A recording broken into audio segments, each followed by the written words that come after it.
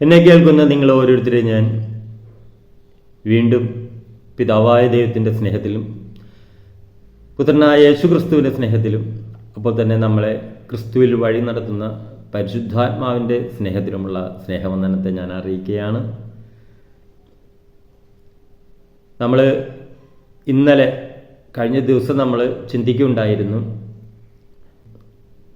യേശു പിതാവിനെ എത്രത്തോളം അനുസരിച്ചു എന്നുള്ളതിനെ കുറിച്ച്. നമ്മൾ ഇന്നലെ ഫിലിപ്പിയ ലേഖനം 2-ാം അധ്യായം അതിൻ്റെ 5 മുതലുള്ള വാക്യങ്ങൾ വായിച്ച് നമ്മൾ ചിന്തിക്കുകയുണ്ടായിരുന്നു. യേശു പിതാവിനെ ക്രൂശിലെ മരണത്തോളം അനുസരിച്ചു എന്നാണ് നമ്മൾ വായിക്കുകയുണ്ടായിരുന്നത്. അതുകൊണ്ട് തന്നെ ദൈവമോ അവനെ എല്ലാ നാമത്തിനും മേലായ നാമം നൽകി ഉയർത്തി. ആ നാമത്തിൻ്റെ മുമ്പിൽ സ്വർലോകരുടെയും ഭൂലോകരുടെയും അധോലോകരുടെയും എല്ലാം മുട്ടുമടങ്ങും. ആ ഒരു അംഗീകാരം യേശുവിന് പിതാവായ ദൈവം കൊടുത്തു. അതിന് കാരണം എന്താണ്? യേശു പിതാവിനെ അനുസരിച്ചു എന്നുള്ളതാണ്. അപ്പോൾ ഞാൻ ഇന്ന് ശുശ്രൂഷയിൽ ആധികാരികമായിട്ട് ഞാൻ ഒരു കാര്യം കൂടി ഓർപ്പിക്കുകയാണ്. എന്നിട്ട് നമ്മളിന്ന് കഴിഞ്ഞ ഭാഗത്തിൽ ഞാൻ പറഞ്ഞതുപോലെ 1 ശമൂവേൽ 15-ാം അധ്യായത്തിൽ നിന്നും നമ്മൾ ചിന്തിക്കാൻ പോണേന്. അപ്പോൾ ഇവിടെ യേശു കർത്താവ് പിതാവിനെ ക്രൂശിലെ മരണത്തോളം അനുസരിച്ചത് കൊണ്ട് അവിടെ യേശുവിനെ കുറിച്ചിട്ടുള്ള പിതാവിൻ്റെ ഹിതം, പദ്ധതി, യേശുവിനെ ഭൂമിയിലേക്ക് അയച്ചപ്പോൾ പിതാവ് തൻ്റെ ഹൃദയത്തിലിട്ടിരുന്ന ഒരു പദ്ധതി ഉണ്ടായിരുന്നു, മനുഷ്യരാശിയെ പാപത്തിൽ നിന്ന് വീണ്ടെടുക്കുക എന്നുള്ള പദ്ധതി പൂർത്തീകരിക്കുവാനായിട്ട് യേശു ക്രിസ്തുവിലൂടെ പിതാവിന് കഴിഞ്ഞു. നമ്മൾ ഈ വചനവാക്യങ്ങളെ ധ്യാനിക്കുമ്പോൾ നമ്മൾ ചിന്തിക്കണം, നമ്മൾ മനസ്സിലാക്കിയിരിക്കേണ്ടതിൻ്റെ കാരണം, നമ്മളും ഈ ദൈവവചനം നമ്മൾ അനുസരിക്കുമ്പോൾ നമ്മൾ ദൈവിക പദ്ധതികളെ നമ്മുടെ ജീവിതത്തിൽ പൂർത്തീകരിക്കുവാനായിട്ട് അത് സഹായമായി തീരുന്നു. നമ്മൾ ദൈവവചനം നമ്മൾ അനുസരിക്കുമ്പോഴാണ് നമ്മുടെ ജീവിതത്തിൽ ദൈവം നമ്മളെക്കുറിച്ചിട്ടിരിക്കുന്ന പദ്ധതികൾ പൂർത്തീകരിക്കപ്പെടുന്നത്. അതുപോലെ തന്നെ ദൈവവചനം നമ്മൾ അനുസരിക്കുമ്പോഴാണ് ദൈവത്താലുള്ള സകല അനുഗ്രഹങ്ങളും, ഈ ഭൂമിയിൽ ആവശ്യമായിട്ടുള്ള അനുഗ്രഹങ്ങളും അതുപോലെ തന്നെ നമ്മളിൽ നിക്ഷിപ്തമായിട്ടുള്ള ആത്മീയ അധികാരങ്ങളെല്ലാം വെളിപ്പെടുന്നത് നമ്മൾ ദൈവവചനം അനുസരിച്ച് നമ്മൾ ജീവിക്കുമ്പോഴാണ്, ദൈവവചന പ്രകാരം നമ്മൾ നടക്കുമ്പോഴാണ്. അപ്പോൾ ഏറ്റവും അതിന് നമുക്ക് ഉദാഹരണം യേശുവിൻ്റെ പിതാവിൻ്റെ സന്നിധിയിലുള്ള അനുസരണം. അത് വളരെ വ്യക്തമായിട്ട് പൗലോസ് അപ്പോസ്തലൻ നമുക്ക് ഫിലിപ്പിയ ലേഖനം 2-5 നമുക്ക് താഴേക്ക് നമ്മൾ വായിക്കുമ്പോൾ അത് നമുക്ക് വെളിപ്പെടുത്തി കിട്ടുന്നുണ്ട്. കഴിഞ്ഞ എപ്പിസോഡിൽ ഞാൻ അതിനെക്കുറിച്ചാണ് സംസാരിച്ചത്. എന്നാൽ ഇന്ന് ഞാൻ നിങ്ങളോട് സംസാരിക്കാനായിട്ട് ആഗ്രഹിക്കുന്നത്, നേരത്തെ പറഞ്ഞ പോലെ തന്നെ 1 ശമൂവേൽ അതിൻ്റെ 15-ാം അധ്യായം മുതൽ. ഇവിടെ ഈ സിറ്റുവേഷൻ എന്താണെന്ന് വെച്ചിട്ടുണ്ടെങ്കിൽ നമുക്കറിയാം, ഇസ്രായേലിൻ്റെ ആദ്യത്തെ രാജാവായിട്ട് ശൗലിനെ ദൈവം നിയോഗിച്ചു. ഇസ്രായേലിൻ്റെ ആദ്യത്തെ രാജാവായിട്ട് ശൗലിനെ നിയമിക്കുകയാണ്.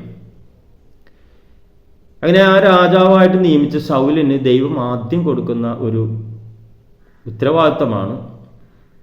ആ ഉത്തരവാദിത്തത്തിൽ നിന്നും ശൗല് വ്യതിചരിച്ചു പോകുന്നതും അത് മുഖാന്തരം ദൈവം ശൗലിനെ ആ രാജസ്ഥാനത്ത് നിന്ന് നീക്കുന്നതും,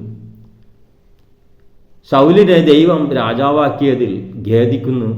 ഇങ്ങനെയുള്ള വാക്യങ്ങളൊക്കെ നമുക്കിതിൽ വായിക്കാൻ കഴിയും. നമുക്കതിനെ ആ ഒരു വചന ശുശ്രൂഷയിലേക്ക് നമുക്കിന്ന് കടക്കാം.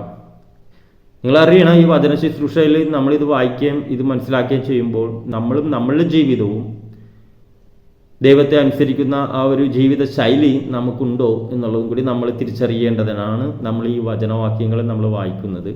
വചനം എപ്പോഴും കണ്ണാടിയാണ്, നമ്മളെ തന്നെ കാണിച്ചു തരുന്ന, നമ്മുടെ ജീവിത ശൈലിയെ, ജീവിതത്തെ കാണിച്ചു തരുന്ന കണ്ണാടിയാണ്, നമ്മുടെ ആത്മാവിൻ്റെ കണ്ണാടിയാണ് ദൈവവചനം. അതുകൊണ്ടിട്ട് ഈ ഭാഗങ്ങൾ നമ്മൾ ചിന്തിക്കുമ്പോൾ നമ്മൾ നമ്മുടെ ജീവിതത്തെയും കൂടി ഈ വചനവുമായിട്ടൊന്ന് തുലനം ചെയ്ത് നോക്കണം. തിരുത്തപ്പെടേണ്ട മേഖലകൾ തിരുത്തപ്പെടണം, മാനസാന്തരപ്പെടണം. അപ്പോഴാണ് നമ്മൾ ദൈവരാജ്യത്തിൻ്റെ ഉള്ളിലേക്ക് പ്രവേശിക്കുന്നത്. അങ്ങനെ നമ്മൾ ദൈവരാജ്യത്തിൽ പ്രവേശിച്ചാൽ ദൈവരാജ്യത്തിലുള്ള സകല അനുഗ്രഹങ്ങളാലും നമ്മൾ അനുഗ്രഹിക്കപ്പെട്ടവരായിരിക്കും. അതാണ് യേശു പറഞ്ഞത്, മുന്നേ അവൻ്റെ രാജ്യവും അവൻ്റെ നീതിയും അന്വേഷിപ്പീൻ, അതോടുകൂടി ഇവയൊക്കെയും കിട്ടും. എന്തൊക്കെ കിട്ടും എന്നാ പറഞ്ഞാൽ ഈ ഭൂമിയിൽ നമുക്ക് ആവശ്യമായിട്ടുള്ള സകല ഭൗതിക നന്മകളും നമുക്ക് കിട്ടും എന്നുള്ളതാണ് യേശു കർത്താവ് അവിടെ മത്തായി 6:33 യേശു കർത്താവ് ഓർമ്മിപ്പിക്കുന്നത്. ഹല്ലേലൂയ, സ്തോത്രം. ഇവിടെയും പലരും ഒരു തെറ്റിദ്ധരിക്കപ്പെട്ട ഒരു ചിന്താഗതി ഈ വചനവാക്യം വായിക്കുമ്പോൾ പലർക്കും ഉണ്ടാകാറുണ്ട്. നമ്മൾ സുവിശേഷം അറിയിച്ചെന്നാൽ ഈ പറഞ്ഞ അനുഗ്രഹങ്ങൾ കിട്ടുമെന്ന് പലരും ചിന്തിക്കുന്നുണ്ട്. യേശു അതല്ല പറഞ്ഞത്. സുവിശേഷം അറിയിക്കാനല്ല ആ യേശു കർത്താവ് അവിടെ പറഞ്ഞത്. യേശു പറഞ്ഞത് മുന്നേ ദൈവത്തിൻ്റെ രാജ്യവും ആ നീതിയും നിങ്ങൾ അന്വേഷിപ്പി, അതോടുകൂടി ഇവയ്ക്കും കിട്ടും എന്ന് വെച്ചെന്നാൽ ദൈവത്തിൻ്റെ നീതിയാണ് ദൈവവചനം. അതിൽ നമ്മൾ നടന്നെന്നാൽ അതന്വേഷിച്ചെന്നാൽ ഈ പറഞ്ഞതെല്ലാം കിട്ടുമെന്ന് പറഞ്ഞ, അല്ലാതെ സുവിശേഷം അറിയിക്കുന്ന കാര്യമല്ല. പല വിശ്വാസികളും ചിന്തിച്ചിരിക്കുന്നത്, മനസ്സിലാക്കിയിരിക്കുന്നത്, ഞാനും പണ്ട് മനസ്സിലാക്കിയിരുന്നത് അത് തന്നെയാണ്. പക്ഷേ പരിശുദ്ധാത്മാവ് അതിൻ്റെ പൊരുൾ തിരിച്ച് തന്നപ്പോഴാണ് എനിക്കിത് മനസ്സിലായത്. സുവിശേഷം അറിയിക്കാനായിട്ട് പറയുന്നുണ്ട് യേശു കർത്താവ്. സുവിശേഷം പറയാൻ ശിഷ്യന്മാരെ ഉപദേശിക്കുന്നത് അത് സുവിശേഷം വെളിപ്പെട്ടതിന് ശേഷമാണ് സുവിശേഷം പറയാനായിട്ട് യേശു പറയുന്നത്. അതായത് സുവിശേഷം വെളിപ്പെട്ടത് എപ്പോഴാണ്? യേശു മരിച്ചടക്കപ്പെട്ട് ഉയർത്തെഴുന്നേറ്റതിന് ശേഷമാണ് സുവിശേഷം വെളിപ്പെട്ടത്. എന്നിട്ടാണ് യേശു കർത്താവ് പറഞ്ഞത്, നിങ്ങൾ ലോകമെങ്ങും പോയി സകല സൃഷ്ടികളോടും സുവിശേഷം അറിയിപ്പിൻ, വിശ്വസിക്കുകയും സ്നാനമേൽക്കുകയും ചെയ്യുന്നവൻ രക്ഷിക്കപ്പെടും, വിശ്വസിക്കാത്തവനോ ശിക്ഷാവിധിയിലകപ്പെടും. മത്തായി 16 നമ്മളത് വായിക്കുന്നുണ്ട്. ഹല്ലേലൂയ, സ്തോത്രം. ഹല്ലേലൂയ, സ്തോത്രം. അപ്പോൾ നമുക്കിന്ന് ഈ വചനവാക്യങ്ങളൊന്ന് നോക്കാം. ഇവിടെ അനുസരണക്കേട് മുഖാന്തരം സംഭവിച്ചത് എന്താണെന്നുള്ളത് നമുക്ക് നോക്കാം. അവിടെ 1 ശമൂവേൽ 15:1 മുതലാണ് ഞാൻ വായിക്കുന്നത്. അനന്തരം ശമൂവേൽ പ്രവാചകൻ ശൗലിനോട് പറഞ്ഞത് എന്തെന്നാൽ, യഹോവ നിന്നെ തൻ്റെ ജനമായ ഇസ്രായേലിന് രാജാവായിട്ട് അഭിഷേകം ചെയ്യുവാൻ എന്നെ നിയോഗിച്ചുവല്ലോ. അതുകൊണ്ട് ഇപ്പോൾ യഹോവയുടെ വചനങ്ങളെ കേൾക്കുക. സൈന്യങ്ങളുടെ യഹോവ ഇപ്രകാരം അരുൾ ചെയ്യുന്നു, മിസ്രയീമിൽ നിന്ന് പുറപ്പെട്ടു വരുമ്പോൾ വഴിയിൽ വെച്ച് അമാലേക്കർ അവരെ ആക്രമിച്ചു. അവരോട് ചെയ്തതിനെ ഞാൻ കുറിച്ചു വച്ചിരിക്കുന്നു. ആകയാൽ നീ ചെന്ന് അമാലേക്കരെ തോൽപ്പിച്ച് അവർക്കുള്ളതൊക്കെയും നിർമൂലമാക്കുക. അവരോട് കനിവ് തോന്നരുത്. പുരുഷന്മാരെയും സ്ത്രീകളെയും കുട്ടികളെയും മുലകുടിക്കുന്നവരെയും കാള, ആട്, ഒട്ടകം, കഴുത എന്നിവയെയും സംഹരിച്ചു കളയുക. സ്തോത്രം. അപ്പോൾ ഇസ്രയേലിൻ്റെ രാജാവായിട്ട് ശൗലിനെ വായിച്ചതിന് ശേഷം ശമൂവേൽ പ്രവാചകൻ മുഖാന്തരം ദൈവം ആദ്യം കൊടുത്ത ഒരു ഉത്തരവാദിത്തമാണ്, ഒരു ദൗത്യമാണ്. ഇസ്രായേൽ ജനം ഇസ്രയേലിൽ നിന്ന് പോരുന്ന സമയത്ത് അമാലേക്കർ അവർക്കെതിരെ നിന്നു. ആ അമാലേക്കരെയും കൂട്ടരെയും ഉന്മൂലനം ചെയ്ത് കളയുക എന്നുള്ള ആ ഒരു ഉത്തരവാദിത്തമാണ് ശൗലിന് ശമൂവേൽ പ്രവാചകൻ മുഖാന്തരം ദൈവം കൊടുക്കുന്നത്. അതാണ് നമ്മളിപ്പോൾ വായിച്ച വാക്യം.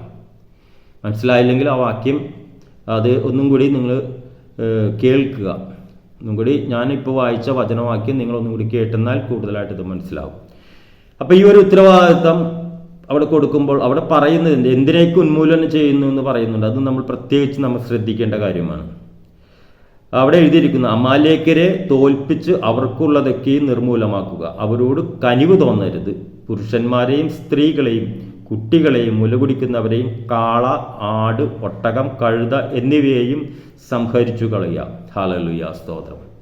ഇതായിരുന്നു ശൗലിനോട് ശമൂവേൽ പ്രവാചകൻ മുഖാന്തരം ദൈവം പറഞ്ഞത്.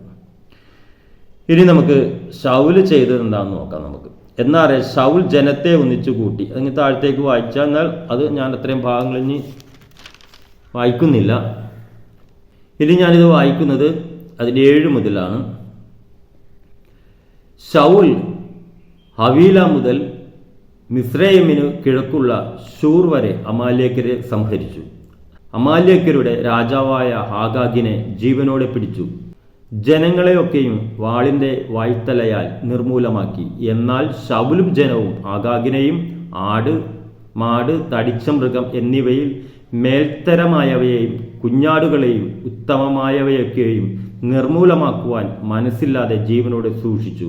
ഹീനവും നിസ്സാരവുമായവയൊക്കെയും അവൻ നിർമൂലമാക്കി കളഞ്ഞു. അപ്പോൾ യഹോവയുടെ അരുളപ്പാട് ശമൂവേലിന് ഉണ്ടായത് എന്തെന്നാൽ, ഞാൻ ശൗലിനെ രാജാവായി വാഴിച്ചതിൽ എനിക്ക് മനസ്താപമായിരിക്കുന്നു. അവൻ എന്നെ വിട്ട് മാറിയിരിക്കുന്നു, എൻ്റെ കൽപ്പനകളെ നിവർത്തിച്ചതുമില്ല. ഇതെങ്കിൽ ശമൂവേലിന് വ്യസനമായി. അവൻ രാത്രി മുഴുവനും യഹോവയോട് നിലവിളിച്ചു. ശമൂവേൽ ശൗലിനെ എതിരേൽപ്പാൻ അതികാലത്തെ എഴുന്നേറ്റപ്പോൾ ശൗൽ കർമ്മേലിൽ എത്തിയെന്നും ഒരു ജ്ഞാനപക സ്തംഭം നാട്ടി ഘോഷയാത്ര കഴിച്ചു തിരിഞ്ഞ് ഗിൽഗാലിലേക്ക് പോയി എന്നും ശമൂവേലിന് അറിവ് കിട്ടി. പിന്നെ ശമൂവേൽ ശൗലിൻ്റെ അടുക്കലെത്തിയപ്പോൾ ശൗൽ അവനോട്, യഹോവയാൽ നീ അനുഗ്രഹിക്കപ്പെട്ടവൻ, ഞാൻ യഹോവയുടെ കൽപ്പന നിവർത്തിച്ചിരിക്കുന്നു എന്ന് പറഞ്ഞു. അതിനു ശമൂവേൽ, എൻ്റെ ചെവിയിലെത്തുന്ന ആടുകളുടെയും ഈ കരച്ചിലും ഞാൻ കേൾക്കുന്ന ഈ കാളകളുടെ മുറുക്കവും എന്ത് എന്ന് ചോദിച്ചു. അവയെ അമാലേക്യരുടെ പക്കൽ നിന്ന് അവർ കൊണ്ടുവന്നതാകുന്നു. ജനം ആടുകളിലും കാളകളിലും മേൽത്തരമായവ ഒക്കെയും നിന്റെ ദൈവമായ യഹോവയ്ക്ക് യാഗം കഴിപ്പാൻ ജീവനോടെ സൂക്ഷിച്ചു. ശേഷമുള്ളവയെ ഞാൻ നിർമൂലമാക്കിക്കളഞ്ഞു എന്ന് ശൗൽ പറഞ്ഞു. ശമൂവേൽ ശൗലിനോട്, നിൽക്ക, യഹോവ ഈ കഴിഞ്ഞ രാത്രി എന്നോട് അരുൾ ചെയ്തത് ഞാൻ നിന്നെ അറിയിക്കും എന്ന് പറഞ്ഞു. അവൻ അവനോട്, പറഞ്ഞാലും എന്ന് പറഞ്ഞു. അപ്പോൾ ശമൂവേൽ പറഞ്ഞത്, നിന്റെ സ്വന്തം കാഴ്ചയിൽ നീ ചെറിയവനായിട്ടും യഹോവ നിന്നെ ഇസ്രയേൽ ഗോത്രങ്ങൾക്ക് തലവനാക്കുകയും ഇസ്രയേലിന്റെ രാജാവായി നിന്നെ അഭിഷേകം ചെയ്യുകയും ചെയ്തില്ലയോ? യഹോവ നിന്നെ ഒരു വഴിക്ക് അയച്ചു. നീ ചെന്ന് അമാലേക്യരായ പാപികളെ നിർമൂലമാക്കുക, അവർ നശിക്കും വരെ അവരോട് പൊരുതുകയും ചെയ്യുക എന്ന് കൽപ്പിച്ചു. അങ്ങനെയിരിക്കെ നീ യഹോവയുടെ കൽപ്പന അനുസരിക്കാതെ കൊള്ളയ്ക്ക് ചാടി യഹോവയ്ക്ക് അനിഷ്ടമായത് ചെയ്തതെന്ത്? ശൗൽ ശമൂവേലിനോട്, ഞാൻ യഹോവയുടെ കൽപ്പന അനുസരിച്ച് യഹോവ എന്നെ അയച്ച വഴിക്ക് പോയി അമാലേക്യ രാജാവായ ആഗാഗിനെ കൊണ്ടുവന്ന് അമാലേക്യരെ നിർമൂലമാക്കിക്കളഞ്ഞു. എന്നാൽ ജനം ശപിതാർപ്പിത വസ്തുക്കളിൽ ശേഷമായ ആടുമാടുകളെ കൊള്ളയിൽ നിന്ന് എടുത്ത് ഗിൽഗാലിൽ നിന്റെ ദൈവമായ യഹോവയ്ക്ക് യാഗം കഴിപ്പാൻ കൊണ്ടുവന്നിരിക്കുന്നു എന്ന് പറഞ്ഞു. ശമൂവേൽ പറഞ്ഞത്, യഹോവയുടെ കൽപ്പന അനുസരിക്കുന്നത് പോലെ ഹോമയാഗങ്ങളും ഹനനയാഗങ്ങളും യഹോവയ്ക്ക് പ്രസാദമാകുമോ? ഇതാ, അനുസരിക്കുന്നത് യാഗത്തെക്കാളും ശ്രദ്ധിക്കുന്നത് മുട്ടാളുകളുടെ മേധസ്സിനേക്കാളും നല്ലത്. മത്സരം ആഭിചാരദോഷം പോലെയും വിഗ്രഹാരാധനയും പോലെയും ആകുന്നു. നീ യഹോവയുടെ വചനത്തെ തള്ളിക്കളഞ്ഞതുകൊണ്ട് അവൻ നിന്നെ രാജസ്ഥാനത്തു നിന്നും തള്ളിയിരിക്കുന്നു. ഹല്ലേലൂയ. സ്തോത്രം, സ്തോത്രം, സ്തോത്രം, സ്തോത്രം. ഹല്ലേലൂയ. ഈ വചനവാക്യങ്ങളെ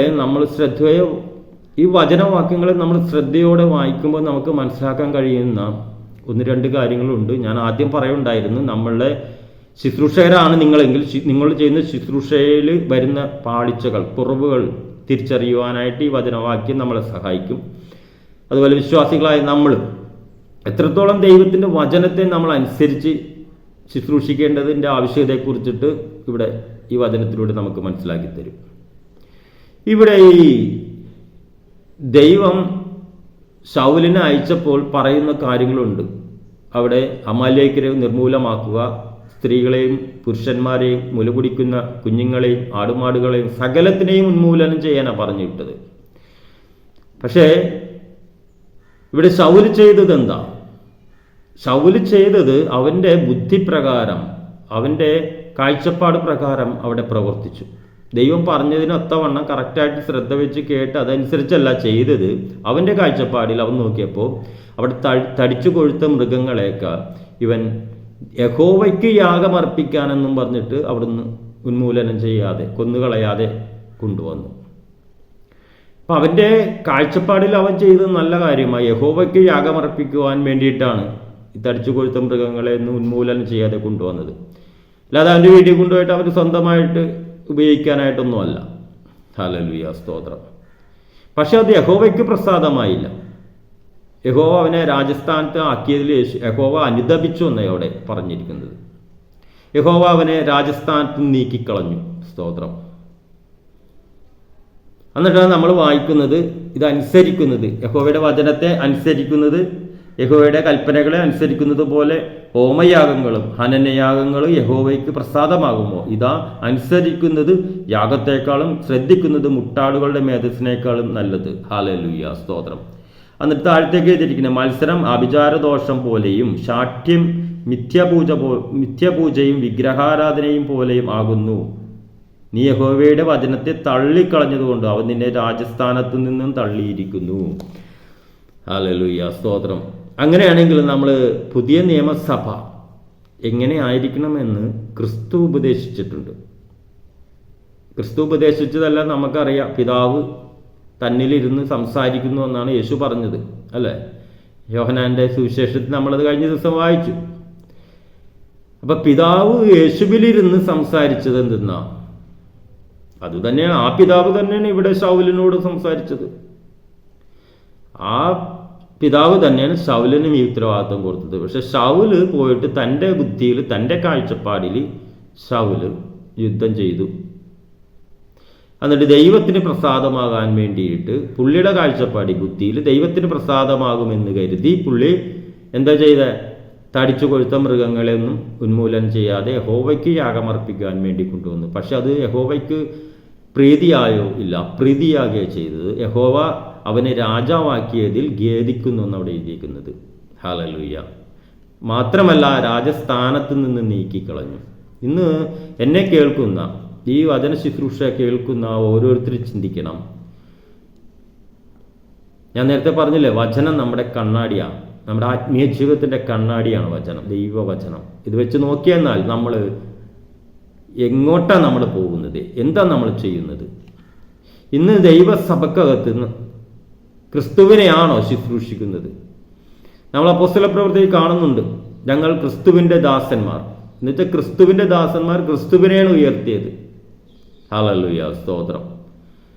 അപ്പോസ്തല പ്രവൃത്തി 2-ാം അധ്യായത്തിൽ പത്രോസിന്റെ ആദ്യത്തെ പ്രസംഗത്തിൽ തന്നെ പത്രോസ് പ്രസംഗിക്കുന്നത് എന്താ? നിങ്ങൾ ക്രൂശിച്ചു കൊന്നവനായ ഈ യേശുവിനെ തന്നെ ദൈവം കർത്താവും ക്രിസ്തുവുമാക്കി വെച്ചിരിക്കുന്നു. കർത്താവും ക്രിസ്തുവുമാക്കി വെച്ചിരിക്കുന്നു. ഹല്ലേലൂയ, സ്തോത്രം. എന്നെ കേൾക്കുന്ന നിങ്ങൾക്ക് എത്ര പേർക്ക് ക്രിസ്തുവിന്റെ വെളിപ്പാടുണ്ട്? നിങ്ങളിപ്പോൾ യേശുവിനെ പ്രസംഗിക്കുന്നുണ്ടായിരിക്കാം, യേശുവിന്റെ നാമത്തിൽ വലിയ ദൈവപ്രവൃത്തികളും നടക്കുന്നുണ്ടാകാം. പക്ഷെ യേശുവിനെ പ്രസംഗിക്കാനല്ല പുതിയ നിയമസഭയെ ഈ ഭൂമിയിൽ ദൈവം സ്ഥാപിച്ചത്, ക്രിസ്തുവിനെ പ്രസംഗിക്കാനാണ്. യേശു ക്രിസ്തുവാണെന്ന് പ്രസംഗിക്കാനാണ്. ഒരുവൻ ക്രിസ്തുവിലായാലാണ് പുതിയ സൃഷ്ടി, പഴയത് കഴിഞ്ഞു പോകുന്നത്. യേശുവിലായാലല്ല. യേശു 3.5 കൊല്ലം ജീവിച്ചിരുന്ന കാലഘട്ടത്തിൽ നടന്ന ദൈവപ്രവൃത്തി അല്ല മനുഷ്യരാശിക്ക് ദൈവം ഒരുക്കിയിരിക്കുന്നത്. യേശു ക്രൂശിലൂടെ കടന്നുപോയി, ക്രൂശിലൂടെ മനുഷ്യരാശിയുടെ അനുഗ്രഹത്തിനായി തന്നെ യാഗമായി അർപ്പിച്ചുകൊണ്ട് യേശു 1 Corinthians 40 വട്ടം അടിയേറ്റതിനാൽ ആ അടിപ്പിണരാലാണ് മനുഷ്യരാശിക്ക് സൗഖ്യം. അപ്പൊ യേശു അടിയേറ്റതില്ല എങ്കിൽ സൗഖ്യം കിട്ടത്തില്ല. അപ്പൊ സൗഖ്യം കിട്ടുവാൻ, മനുഷ്യരാശിയുടെ സൗഖ്യത്തിന് വേണ്ടി യേശു കൊടുത്ത വിലയാണ് അടിയേറ്റു, ആ പീഡകൾ സഹിച്ചു, മരിച്ചു, അടക്കപ്പെട്ടു, ഉയർത്തെഴുന്നേറ്റപ്പോഴാണ് യേശു ക്രിസ്തുവായത്. യേശു വീണ്ടെടുപ്പ് നടത്തി കഴിഞ്ഞു. വീണ്ടെടുപ്പ് വില കൊടുത്തതിന് ശേഷമാണ് ഈ വീണ്ടെടുപ്പ് നമുക്ക് കിട്ടുന്നത്. ഹല്ലേലൂയ, സ്തോത്രം.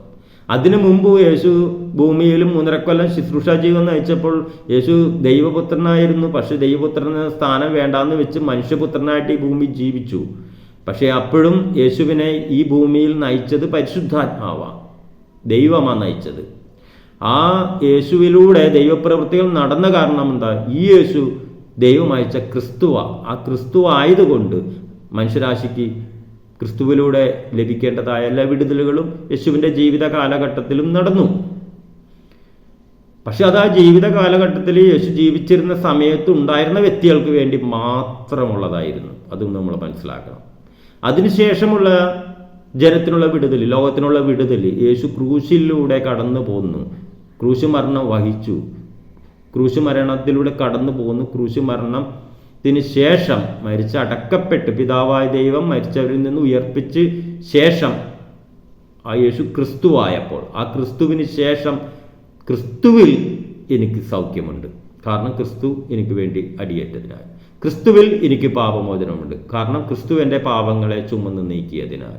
ക്രിസ്തുവിൽ എനിക്ക് ഉയർച്ചയുണ്ട്, കാരണം ക്രിസ്തു എനിക്ക് വേണ്ടി ഇവിടെ ദരിദ്രനായതിനാൽ. മനസ്സിലാവുന്നുണ്ടോ? അപ്പോൾ യേശു ക്രിസ്തുവായതിനു ശേഷമുള്ള അനുഗ്രഹമാണ് ക്രിസ്തു വർഷത്തിലായിരിക്കുന്ന മനുഷ്യരാശിക്ക് ഇന്നുള്ളത്. ഹല്ലേലൂയ, സ്തോത്രം. അപ്പം നമ്മളിത് മനസ്സിലാക്കണം. അല്ലാണ്ട് യേശു ജീവിച്ചിരുന്നപ്പോൾ 5 അപ്പം കൊണ്ട് 5000 പേരെ പോറ്റെന്നും പറഞ്ഞ് നമ്മളത് പ്രസംഗിച്ചിട്ട് അതേ അനുഗ്രഹം നമ്മുടെ ജീവിതത്തിൽ വരുമെന്നും പറഞ്ഞിരുന്ന അതേ അനുഗ്രഹമല്ല, അതിനപ്പുറത്തെ അനുഗ്രഹം നമ്മുടെ ജീവിതത്തിൽ വരും. പക്ഷേ നമ്മൾ അറിഞ്ഞിരിക്കേണ്ടത് അവിടെ 5 അപ്പം വർദ്ധിപ്പിച്ചല്ലോ, അതുകൊണ്ട് എനിക്കും നമ്മുടെ ജീവിതത്തിൽ അനുഗ്രഹം ഉണ്ടാകണമെന്നല്ല നമ്മൾ മനസ്സിലാക്കുകയും പ്രാർത്ഥിക്കുകയും ചെയ്യേണ്ടത്. അതല്ല പ്രതീക്ഷിച്ചിരിക്കേണ്ടത്. യേശു എനിക്ക് വേണ്ടി ക്രിസ്തുവായതുകൊണ്ട്, വീണ്ടെടുപ്പ് വില കൊടുത്തത് കൊണ്ട് എനിക്ക് ഈ വീണ്ടെടുപ്പുണ്ട്, ഈ അനുഗ്രഹമുണ്ട്, ഉയർച്ചയുണ്ട്. ഹല്ലേലൂയ. അതാണ് ക്രിസ്തുവിലുള്ള വെളിപ്പാട്. ക്രിസ്തുവിൽ ആണെങ്കിൽ നമ്മൾ അനുഗ്രഹങ്ങൾ അനുഭവിക്കും. അപ്പോൾ സഭകളിൽ ഇന്ന് ദൈവത്താൽ വിളിക്കപ്പെട്ട് വേർതിരിക്കപ്പെട്ട് സഭയിൽ വന്നിരിക്കുന്ന ജനം അനുഗ്രഹിക്കപ്പെടാത്തതിൻ്റെ കാരണം സഭകളിൽ ഇന്ന് ക്രിസ്തുവിനെ പ്രസംഗിക്കുന്നില്ല. ഇവിടെ ശൗലിന് പറ്റിയമാരെ നമ്മളുടെ ബുദ്ധിയിൽ, നമ്മുടെ കാഴ്ചപ്പാടിൽ ഇത് ദൈവാസന്മാർക്ക് അവരുടെ ബുദ്ധിയിൽ അവർ കണ്ണടിച്ചിരിക്കുമ്പോൾ അവരുടെ മനസ്സിൽ തോന്നുന്ന നിയോഗങ്ങൾ, ആ നിയോഗങ്ങൾ പരിശുദ്ധാത്മാവ് കൊടുത്താണെന്നും പറഞ്ഞിട്ട് ആ നിയോഗം അനുസരിച്ചാണ് സഭയെ നയിക്കുന്നത്. ഞാൻ മുമ്പായിരുന്ന ഒരു സഭയിൽ അവിടെ നിയോഗം എന്ന് പറഞ്ഞ മോശ കൈ ഉയർത്തി നിന്നതുപോലെ കൈ ഉയർത്തി നിൽക്കുക എന്ന് വെച്ചാൽ ദേശത്ത് നമ്മൾ പ്രാർത്ഥനയിൽ നിൽക്കുക, ദൈവം പറയും മൂവ് ചെയ്യാൻ, അപ്പം മൂവ് ചെയ്യാം.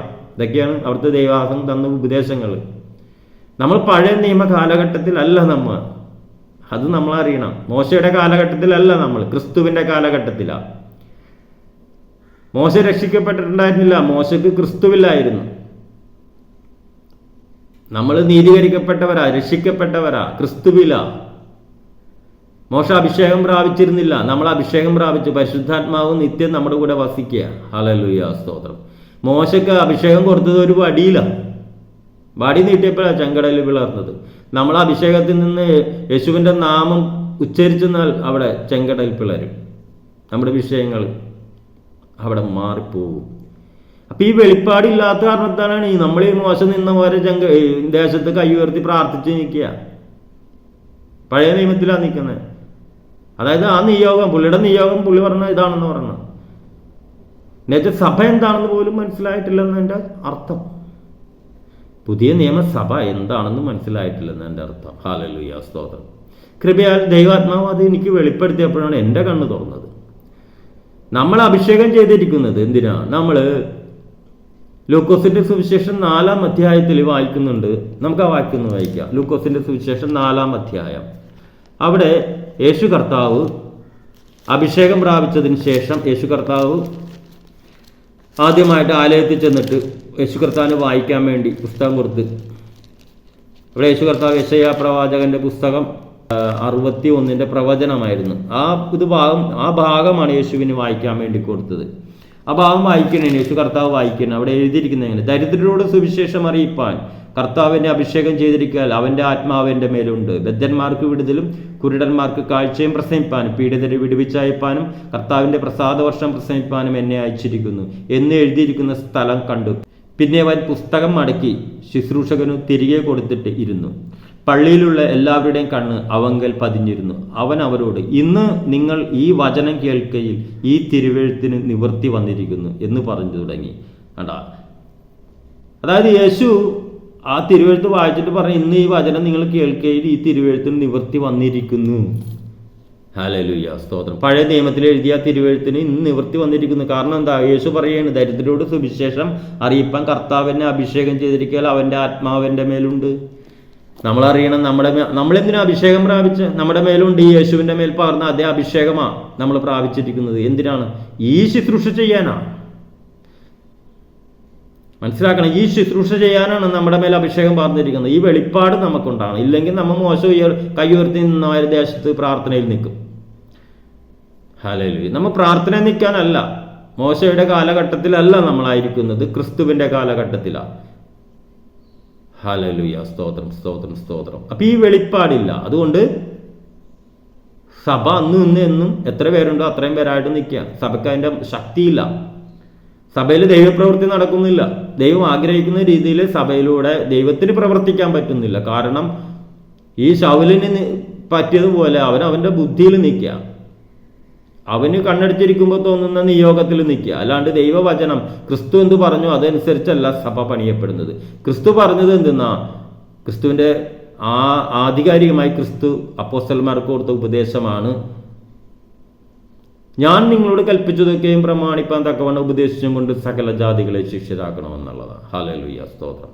അപ്പം ക്രിസ്തുവിൻ്റെ ഉപദേശം എന്താണെന്ന് ശുശ്രൂഷകൻ അറിയണം. അതനുസരിച്ച് സഭയിൽ ഉപദേശിക്കണം. അതാണ് സഭയുടെ ആധികാരികമായ അടിത്തറ. ക്രിസ്തുവിൻ്റെ ഉപദേശമാണ്. അത് തിരിച്ചറിഞ്ഞ് ശുശ്രൂഷകന്മാർ അതനുസരിച്ച് ക്രിസ്തുവിൻ്റെ ഉപദേശമാണ് സഭയിൽ ആദ്യം പ്രസംഗിക്കേണ്ടത്. അതിനുശേഷമാണ് അപ്പോസ്തലന്മാരുടെ ഉപദേശങ്ങളൊക്കെ വന്നത്. അപ്പോസ്തലന്മാരുടെ ഉപദേശങ്ങൾ വന്നത് പതിറ്റാണ്ടുകൾക്ക് ശേഷമാണ്. സഭ സ്ഥാപിക്കപ്പെട്ട ശേഷം പതിറ്റാണ്ടുകൾക്ക് ശേഷമാണ് അപ്പോസ്തലന്മാരുടെ ഉപദേശം വന്നത്. പക്ഷെ ഇവിടെയും പരിശുദ്ധാത്മാവിൻ്റെ കൂടെ ഇരുന്ന് വചനം ധ്യാനിക്കാത്തത് കൊണ്ട്, അവർക്ക് ദൈവരാജ്യത്തിൻ്റെ വെളിപ്പാട് ലഭിക്കാത്തത് കൊണ്ട്, അവർ ബുദ്ധിയിൽ വചനം ധ്യാനിക്കുമ്പോൾ എന്താ സംഭവിക്കാം? സഭയിൽ നമ്മൾ വായിക്കുന്നുണ്ട്, അപ്പോസ്തലപ്രവൃത്തി 2-ാം അധ്യായത്തിൽ വായിക്കുന്നുണ്ട്, രക്ഷിക്കപ്പെട്ടവരുടെ കൂട്ടം എന്താ ചെയ്തെന്ന്. അവർ അപ്പോസ്തലന്മാരുടെ ഉപദേശം കേട്ടും അപ്പം നുറുക്കിയും പ്രാർത്ഥന കഴിച്ചും പോന്നു എന്നെഴുതിയിരിക്കുന്നു. ഈ വാക്യം വായിച്ചിട്ട് ഇന്ന് സഭകളിൽ ഉപദേശിക്കുന്നത് അപ്പോസ്തലന്മാരുടെ ഉപദേശം കേട്ടു അപ്പം നുറുക്കിയും പ്രാർത്ഥന കഴിച്ചു പോകുന്നു. അപ്പോൾ അപ്പോസ്തലന്മാരാണ് ഉപദേശിച്ചത്. അപ്പോസ്തലന്മാരുടെ ഉപദേശം എന്തെന്നാ? അപ്പോസ്തലന്മാരുടെ ഉപദേശം ലേഖനങ്ങളാണെന്നും പറഞ്ഞിരിക്കുക. ആത്മാവിൽ നിൽക്കാത്തതിൻ്റെ കുഴപ്പം, ബുദ്ധിയിൽ വചനം പഠിച്ചതിൻ്റെ കുഴപ്പമാണത്. അവർ ചിന്തിക്കുന്ന അപ്പോസ്തലന്മാരുടെ ഉപദേശം ലേഖനങ്ങളാണ്. ലേഖനങ്ങളല്ല ആദ്യം ഇവിടെ ആദിമസഭയിൽ ഉപദേശിച്ചത്.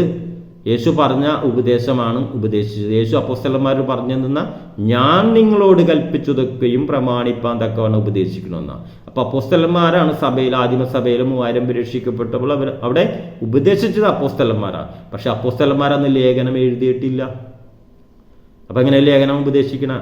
അപ്പോൾ അപ്പോസ്തലന്മാരുടെ മുമ്പിലുള്ള ഒറ്റ കാര്യമുള്ളൂ. 3.5 കൊല്ലം ഗുരുവിൻ്റെ കൂടെ നടന്നപ്പോൾ ഗുരു ഉപദേശിച്ച ദൈവരാജ്യത്തിൻ്റെ ഉപദേശങ്ങൾ മാത്രമേ അപ്പോസ്തലന്മാർക്ക് അറിയത്തുള്ളൂ. അത് ഉപദേശിക്കാനാണ് യേശു കർത്താവ് അവർക്ക് ഉത്തരവാദിത്തം പറഞ്ഞു കൊടുത്തത്. അവരോട് നിർദ്ദേശിച്ചിരിക്കുന്നത് രക്ഷിക്കപ്പെട്ട പിതാവിൻ്റെയും പുത്രൻ്റെയും പരിശുദ്ധാത്മാവിൻ്റെ നാമത്തിൽ സ്നാനം കഴിപ്പിച്ചും ഞാൻ നിങ്ങളോട് കൽപ്പിച്ചതൊക്കെയും പ്രമാണിപ്പാൻ തക്കവണ്ണം ഉപദേശിച്ചും കൊണ്ട് സകല ജാതികളെ ശിഷ്യരാക്കിക്കൊള്ളുകയും. അപ്പം രക്ഷിക്കപ്പെട്ടവർ സഭയിൽ വന്നവരാ അല്ലേ? അവരോട് ഉപദേശിക്കേണ്ടത് ക്രിസ്തുവിൻ്റെ ഉപദേശമാണ്. അപ്പോൾ ആദിമസഭയിൽ അപ്പോസ്തലന്മാർ ഉപദേശിച്ച ഉപദേശം എന്ന് വെച്ചാൽ ക്രിസ്തുവിൻ്റെ ഉപദേശമാണ്. ഈ വെളിപ്പാട് ലഭിക്കാത്ത ഇന്ന് ശുശ്രൂഷകരെന്താ ചെയ്യുന്നത്? ക്രിസ്തുവിൻ്റെ ഉപദേശത്തിന് കൊടുക്കേണ്ടതിന് പകരം, അടിസ്ഥാന ഉപദേശം കൊടുക്കുന്നതിന് പകരം അവിടെ അതില്ലാണ്ട് അതെടുത്ത് കളഞ്ഞിട്ട് സഭയിൽ അപ്പോസ്തലന്മാരുടെ ഉപദേശമാണെന്നും പറഞ്ഞിട്ട് അപ്പോസ്തലന്മാർ എഴുതിയ ലേഖനങ്ങളാണ് ഉപദേശിക്കുന്നത്. സ്തോത്രം, ഹല്ലേലൂയ. കാരണം എന്താ?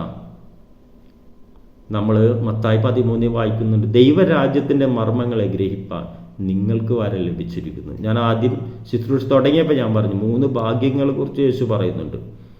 യേശുവിന് ക്രിസ്തുവാണെന്ന് വെളിപ്പാട് കിട്ടിയ പത്രോസിനോട് പറഞ്ഞൊരു ഭാഗ്യമുണ്ട്. രണ്ടാമത്തെ ഒരു ഭാഗ്യം എന്ന് പറഞ്ഞതാണ് ദൈവരാജ്യത്തിൻ്റെ മർമ്മങ്ങളെ ഗ്രഹിപ്പാൻ നിങ്ങൾക്ക് വരം ലഭിച്ചിരിക്കുന്നു. അവർക്കോ അത് ലഭിച്ചിട്ടില്ല. ഹല്ലേലൂയ, സ്തോത്രം. ഇതാണ് ഒരു ഭാഗ്യം. ഹല്ലേലൂയ. ഇതിനെക്കുറിച്ച് ഞാൻ അടുത്ത ദിവസം ഞാൻ ആഴമായിട്ട് ചിന്തിക്കാനും നിങ്ങളോട് സംസാരിക്കാനും ഞാൻ പരിശുദ്ധാത്മാവിൽ ആശ്രയിക്കുകയാണ്. അപ്പോൾ ഇന്നത്തെ ശുശ്രൂഷയിലൂടെ നമ്മൾ മനസ്സിലാക്കേണ്ടത് എന്താ? ശൗലിന് പറ്റിയതുപോലെ നമുക്ക് പറ്റരുത്.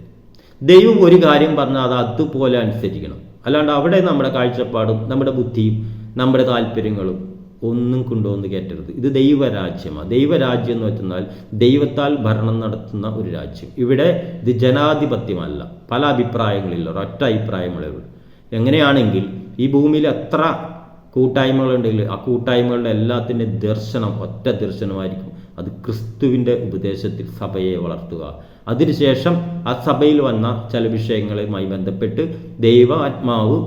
ദൈവം അപ്പോസ്തലന്മാർക്ക് കൊടുത്ത വെളിപ്പാടനുസരിച്ച് അവർ സഭയിൽ ലേഖനങ്ങൾ എഴുതി സഭയ്ക്ക് വേണ്ടുന്ന നിർദ്ദേശങ്ങൾക്കായി, അതുപോലെ ആത്മീയ അധികാരങ്ങളെ വെളിപ്പെടുത്തുവാനൊക്കെ ആയിട്ടും ദൈവദാസന്മാരുടെ പ്രത്യേകിച്ച് പൗലോസിലൂടെ എല്ലാം ലേഖനങ്ങൾ എഴുതി സഭയെ പ്രബോധിപ്പിച്ചു, സഭയെ നേർവഴി നടത്തി. അപ്പം ലേഖനങ്ങൾ രണ്ടാമത് വന്നതാണ്. ആദ്യത്തെ സഭയുടെ ഉപദേശം ക്രിസ്തുവിൻ്റെ ഉപദേശമാണ്. ഇത് ദൈവദാസന്മാർക്ക് മനസ്സിലാക്കുക. നമ്മൾ ആദ്യം അറിയണം, പരിശുദ്ധാത്മാവിനനുസരിച്ച് നടക്കുവാൻ, പരിശുദ്ധാത്മാവിൽ ആശ്രയിക്കുവാൻ ശ്രമിക്കണം. പരിശുദ്ധാത്മാവാണ് സഭയെ നയിക്കേണ്ടത്, നമ്മുടെ ബുദ്ധിയോ കഴിവോ അല്ല. ശൗലിൻ്റെ ബുദ്ധിയിൽ ശൗൽ നോക്കിയപ്പോൾ യഹോവയ്ക്ക് യാഗമർപ്പിക്കുവാൻ തടിച്ചു കൊഴുത്ത മൃഗങ്ങളെല്ലാം ഉന്മൂലനം ചെയ്യാതെ ശൗൽ കൊണ്ടുവന്ന്, പക്ഷേ ദൈവത്തിനത് പ്രസാദമായില്ല. ദൈവം അവനെ രാജസ്ഥാനത്ത് നീക്കിക്കളഞ്ഞു. എന്നെ കേൾക്കുന്ന നിങ്ങൾ ചിന്തിക്കണം, നിങ്ങളിന്ന് ദൈവാത്മാവിലാണോ നിങ്ങൾ ശുശ്രൂഷിക്കുന്നത്? അതല്ല നിങ്ങളുടെ മുമ്പിൽ വരുന്നവരും ആ ജനവും അറിയുന്നില്ല. കർത്താവ് പറഞ്ഞതുപോലെ അന്തരെ നയിക്കുന്നു എന്ന അവസ്ഥയാണോ? നമ്മളറിയണം, യഥാർത്ഥ സഭ അതിൻ്റേതായ രീതിയിൽ ക്രിസ്തുവിൻ്റെ ഉപദേശപ്രകാരം ദൈവത്തിൻ്റെ ഹിതപ്രകാരം സഭ ഇന്ന് ഭൂമിയിൽ നിൽക്കുന്നുവെങ്കിൽ ആ സഭയ്ക്കൊരു മഹത്വം ഉണ്ടാകും, ആ സഭയ്ക്കൊരു ശക്തി ഉണ്ടാകും, ആ സഭയിലൂടെ ദൈവപ്രവൃത്തിക്ക് നടക്കും, ആ സഭ ദേശത്തെ പിടിക്കും. ഈ അന്ത്യകാലത്ത് നമുക്ക് വേണ്ടത് ഇതുപോലുള്ള സഭകളെ. അല്ലെങ്കിൽ 30 പേരായിട്ടിരിക്കുന്നുവെങ്കിൽ 10 കൊല്ലം കഴിഞ്ഞ് ആ 30 പേര് തന്നെ ഉണ്ടാവും. അതിൽ നിന്ന് ചില ആൾക്കാർ പോകും, അപ്പോൾ ചില ആൾക്കാർ വരും. ഒന്ന് ചിന്തിച്ചു നോക്കേ. നമ്മുടെ സഭകൾ അങ്ങനെയല്ലേ? കാരണം എന്താ? ഇത് ക്രിസ്തുവിയാവുന്ന പാറയിൽ അടിസ്ഥാനമായിട്ടല്ല ഇത് പണിയുന്നത്. മാനുഷികമായ ബുദ്ധിയിലും കഴിവിലും താല്പര്യത്തിലും ഒക്കെയാണ് സഭ പണിയപ്പെടുന്നത്. ദൈവദാസന്മാർ അവരുടെ ഇഷ്ടപ്രകാരം പണിതുകൊണ്ടിരിക്കുക. അതാണ്. അപ്പം നമുക്ക് തിരിച്ചറിവുണ്ടാകട്ടെ. നമുക്ക് തിരുത്തപ്പെടേണ്ട മേഖലകളിൽ തിരുത്തപ്പെടാൻ ശൗലിന് പറ്റിയതുപോലെ വരരുത്. നമ്മൾ ദൈവം ആക്കി വെച്ചിരിക്കുന്ന ആ സ്ഥാനത്ത് നിന്ന് ദൈവം നമ്മളെ നീക്കിക്കളഞ്ഞോ ഇല്ലെന്ന് നോക്കണം.